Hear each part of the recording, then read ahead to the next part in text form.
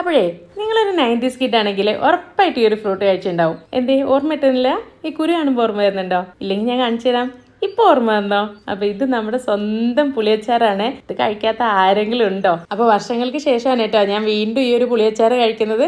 അത് എൻ്റെ സ്വന്തം കൈകൊണ്ട് ഉണ്ടാക്കിയിട്ട്. സത്യം പറഞ്ഞു കഴിഞ്ഞാൽ എൻ്റെ ടേസ്റ്റ് നാവിലെ തട്ടിയപ്പോണ്ടല്ലോ എൻ്റെ പണ്ടത്തെ ഫ്രണ്ട്സിനൊക്കെ എനിക്ക് ഓർമ്മ വന്നു കേട്ടോ. അപ്പൊ പലർക്കും ഈ ഒരു ഫ്രൂട്ട് അറിയായിരിക്കും. ഇനി അറിയാത്തവർക്ക് വേണ്ടി പറഞ്ഞുതരാം. ഇത് ബേറാപ്പിളാണ്. നമ്മുടെ നാട്ടിൽ തന്നെ വലിയ ഫ്രൂട്ട് ഷോപ്പുകളിലൊക്കെ സീസൺ സമയത്ത് നമുക്ക് വില കുറഞ്ഞിട്ട് തന്നെ ഇത് വാങ്ങിക്കാൻ കിട്ടും കേട്ടോ. അപ്പൊ ഞാൻ വാങ്ങിച്ചത് റിലയൻസ് സ്മാർട്ട് എന്നായിരുന്നേ. ഇത് വെച്ച് നമുക്ക് രണ്ട് രീതിയിൽ പുളിയച്ചാർ ഉണ്ടാക്കാം കേട്ടോ. അപ്പൊ രണ്ട് മെത്തേഡും ഞാൻ കാണിക്കുന്നുണ്ട്. അപ്പൊ ആദ്യത്തെ മെത്തേഡിൽ ബേറാപ്പിൾ ഇതുപോലെ കഷ്ണങ്ങളായിട്ട് മുറിച്ച് മിക്സിയിൽ ഇട്ട് കൊടുത്തു. അതിലേക്ക് ആവശ്യത്തിന് ശർക്കര, വാളൻപുളി, ചുവന്ന മുളക്, ഉപ്പ്, കായംപൊടി ഇതെല്ലാം ചേർത്തിട്ട് ഒന്ന് പതിയെ ഒന്ന് അരച്ചെടുക്കണം. ഇനി ഇത് നമുക്ക് രണ്ട് പ്ലേറ്റിലോട്ട് മാറ്റി കൊടുക്കാം. ഇതുപോലെ ഒന്ന് പരത്തി വെച്ച് കൊടുക്കുക. ഇനി വെയിലത്ത് വെച്ചിട്ട് 1-2 ദിവസം ഉണക്കി കഴിയുമ്പോഴത്തേക്കിന് നല്ല അടിപൊളിയായിട്ടുള്ള പുളിയച്ചാറ് കിട്ടും കേട്ടോ. നമ്മൾ നല്ല ഫ്രഷ് ആയിട്ടുള്ള ഫ്രൂട്ട് എടുക്കുന്നതുകൊണ്ടാണ് കേട്ടോ കുറച്ച് കളറ് കുറവുള്ളത്. പക്ഷെ ടേസ്റ്റ് അടിപൊളിയാണ്. അപ്പൊ ഇനി രണ്ടാമത്തെ മെത്തേഡ് ഇൻസ്റ്റന്റ് ആയിട്ട് ഉണ്ടാക്കുന്ന രീതിയാണ് കേട്ടോ. ഇത് ഞാൻ സ്വന്തമായിട്ട് തന്നെ ചെയ്ത് നോക്കിയതാണ്. അപ്പൊ ആദ്യം തന്നെ ബേറാപ്പിൾ നമുക്ക് ഇതുപോലെ ഒന്ന് അരച്ചെടുക്കാം. അതിലേക്ക് കുതിർത്ത് വെച്ച പുളി അരച്ചതും ശർക്കര, മുളക് പൊടി, ഉപ്പ്, കായംപൊടി ഇതെല്ലാം ചേർത്തിട്ട് നന്നായിട്ട് ഇളക്കി കൊടുക്കുക.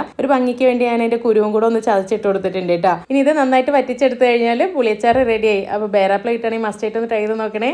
പണ്ട് ഞങ്ങൾ എന്തെങ്കിലുമൊക്കെ കഴിക്കാൻ കൊതിയാവുന്നുണ്ടെന്ന് പറയുമ്പോൾ ഉമ്മ ഞങ്ങൾക്ക് ഉണ്ടാക്കി തരുന്നൊരു നാടൻ പലഹാരമാണ് ഇത്.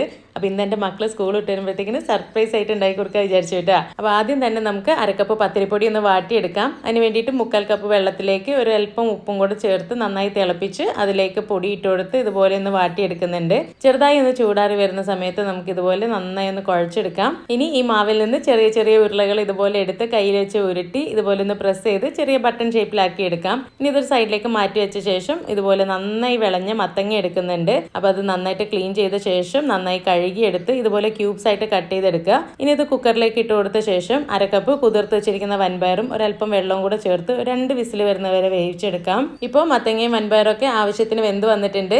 ഈ മത്തങ്ങ കഷ്ണങ്ങളൊക്കെ നമുക്ക് തവി വെച്ച് ഒന്ന് ഉടച്ചു കൊടുക്കാം കേട്ടോ. ഇനി ഇതിലേക്ക് ഉരുക്കി വെച്ചിരിക്കുന്ന ശർക്കരയും തേങ്ങ തിരുമിയതും കൂടെ ചേർത്തിട്ട് ഇതൊന്ന് തിളപ്പിച്ചെടുക്കുന്നുണ്ട്.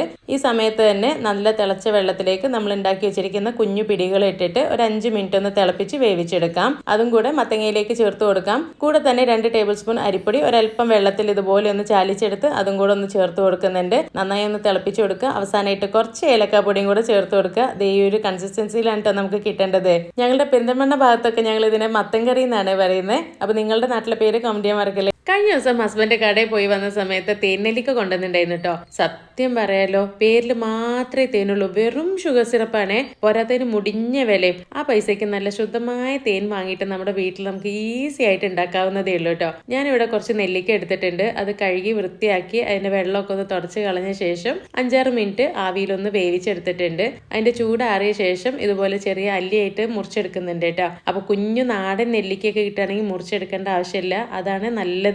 അപ്പൊ ഞാൻ എന്തായാലും ഇത് 2 മണിക്കൂർ വെയിലും കൂടെ ഒന്ന് കൊള്ളിച്ചെടുത്തിട്ടുണ്ട്. പരമാവധി അതിന്റെ വെള്ളം ഒന്ന് കളയാൻ വേണ്ടിയിട്ടാണ്.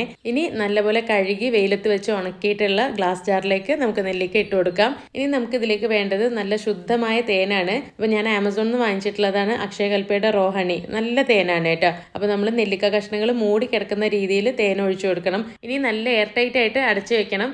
ഡെയിലി കുപ്പി ഒന്ന് ചുറ്റിച്ചു കൊടുക്കണേ. ഒരാഴ്ച കഴിഞ്ഞാൽ നമുക്ക് ഉപയോഗിച്ച് തുടങ്ങാം കേട്ടോ. അപ്പൊ ട്രൈ ചെയ്ത് നോക്കണേ.